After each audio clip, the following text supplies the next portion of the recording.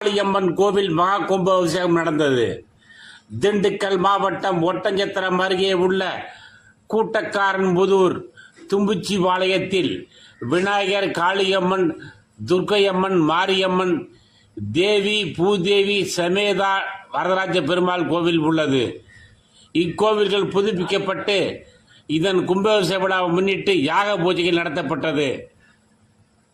நேற்று இரவு கோவில் முன்பு ஊர் பொதுமக்கள் முன்னிலையில் 7 பெண்கள் அமர வைக்கப்பட்டு கன்னிமார் பூஜை மற்றும் சுமங்கலி பூஜை நடத்தப்பட்டது.